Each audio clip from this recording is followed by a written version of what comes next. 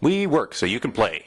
Warhammer Fantasy Island of Blood Battle Report! High Elves versus Skaven! Matt versus Paul!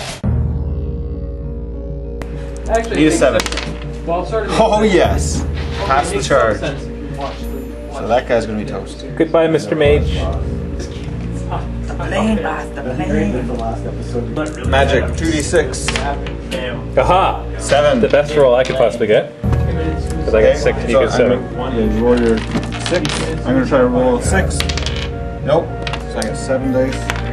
Oh, it'd be funny if I got 7. That's awesome. It's actually Oh, 9. irresistible force. It's actually 9 plus to gas. Oh yeah, 9 plus. So I got Irresistible force though, so I can't even dispel it with my 6 dice. That's awesome. Okay, so d6 hits. 6? Oh yes, 6 hits. Strength 5 hits. So 5 and 6 hits a rider. So 3 and 3. Okay, so 3 against the griffin. Strength 5, right? Yeah. What's its toughness? 5. So 4 plus. 1. Griffin takes 1 wound. So he's down to 3 wounds. And the rider. 2 plus on the rider. 3 wounds. You kill him. So the griffin is alive, the rider's dead. The rider is dead, the lord is dead, the general is dead. Ding dong, Snap. the general is dead. Here we go on the miscast table. 8. Magical feedback.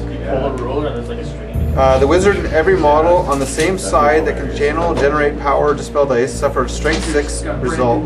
Additionally, d6 dice are lost from the power pool. Okay, so he takes a strength 6 hit. After he dies. 2 plus, takes a wound. Takes a wound, and he has 1 wound left. I'm going to try to get as much on the griffin as possible. Roll the artillery dice. 4. Still hit him. Barely, yeah, touches the griffin. The griffin is hit once. And that's D3 wounds, take 5. So strength 5 against 5, 4 plus.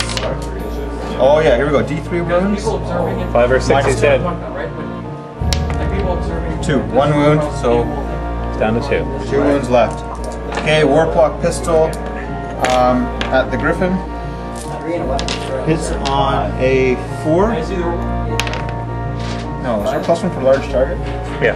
Okay, They still hits. miss. Oh, you need a 3. Yeah. Okay, miss. That's it. Hit on 3s. Hit.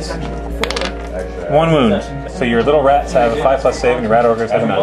Yeah, they have 3 wounds, so 2 wounds left on 1 rat ogre. Alright, hit me back. Okay, so I only get to hit with the rat ogres because they're the only ones with base contact. That's just too bad. I feel for you. But I have 4 attacks each. Oh, do I get stomp attacks? Just do your attacks. 4 plus, 3 plus. Oh. Okay, 3 plus and he's dead. Oh, that sucked. Ah! Okay, now you better check with the stomp attacks. No wounds on the mage. Sorry, I thought their strength was 4, so he's actually dead. Anticlimactic. 7 attacks, hitting on 3s, 4 hits, and his toughness is 3, right? 1 wound. Tell me he has more than 1 wound. He has 1 wound, but he's a save of 5 plus. Oh crap. Here we go, 5 plus. Yes! The luck is awesome. Isn't that no, because the press and stuff. Okay, so 4 plus to hit. If I win combat, 4 plus to wound. I think it's impossible for you to win combat. 1 wound. 6 plus save. Save! oh, Okay, so I win combat. by 1 By 1. because you charged. Yeah, so leadership, and I have standard bear. So your leadership minus 2. Leadership 5, so 3. But I get the general's leadership. Yep, so 5. 7 minus 2. That's right, run. Alright, so we have the next one. Everybody's going to strike first. The griffin doesn't have always strike first, but his initiative is 5. So 4 attacks to the griffin. 4 hits. 2 pluses. 2 wounds. So 4 wounds, and all you get is your parries. 6s. Oh, 2 you saves. saves. This is just 2 outrageous. Okay, 7 attacks with the High Elves. Hitting on 3s, only 3 hit. Wounding on 4s. That's the cock dice. In the middle of the board. 2 wounds. It's And 5 plus. you get your 5 plus. Save. We're gonna do a compilation video of Paul laughing at me. We're using the same dice, so we can't blame them. The Griffin. Okay, no, I'm going to write a letter to Games Workshop and say, why did you give Clan Rats a 5+ save? Okay, and then 6 guys with champions of 7 against the Steelguard. 4th and Well, yeah. 4s again. 3 saves. Yeah, these guys have a 6+ save, and then a 6+ ward, so 2 die. So tie combat, but I have a rank. oh, I forgot to cause terror when I charged you. Again, twice in a row I forgot to do the terror. Okay. So I won by 2, you have the rank, we both have standards. I charged, so I beat you by 2. Okay. So I get my leadership leadership. -2. 5. These guys are probably gonna run again. Pass.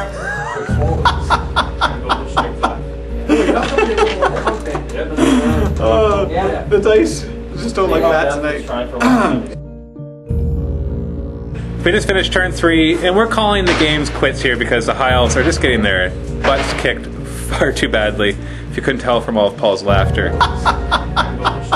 The dice are just not on my side. Let's take a quick recap of what happened, and then we'll just discuss what we feel about these armies, and how we like the High Elves, or don't like them, and how we like the Skaven. So this is the ending. The Griffin and these High Elves charged this group and did like nothing. It's just ridiculous how he's been making his 5+ saves. And then I just gave up because they're about to get flank charged by the Warlord with his Spellblade. And these Rat Ogres are on their way over there. And my Lord is dead and my Spellcaster is dead. So it would have just been a game of playing 2 or 3 more turns and just watching my guys die. So it's clearly a victory on the Skaven part. So Paul, what do you think about the Skaven? Well, the shooting attacks really were really very good. The weapons teams cleaned up. The mortar fire thrower, whatever, the poison wind mortar. Well, it took out the whole cavalry unit, just the 1 shot. The warlock engineer, he took out the prince with his warp lightning, and the Skaven just wouldn't die in close combat. So they were able to bog everything down. I think, well, points-wise, the High Elves had an advantage. When you scale it down to this level, I think it doesn't really, the points in the army books don't really scale down to the 800 range. So the Skaven have a bit of an advantage there with the ranged attacks. And whereas if you were to scale this up to say a 2,000 point game, the Horde army, the maneuverability kind of comes into effect. They won't be able to get around things and they kind of trip over each other. Whereas the elite High Elves, they can kind of scooch through things or whatever and use their really strong units to their advantage. So at this level, or this size game, the points don't really make as much of a difference.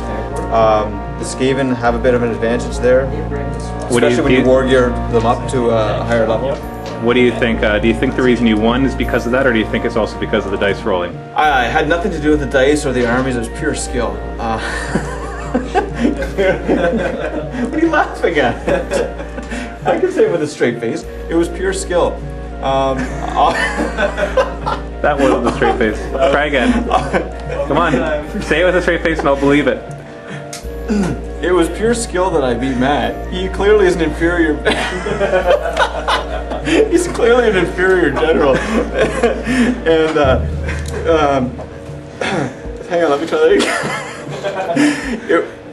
It's clearly my superior intellect and skill level that beat Matt in this game.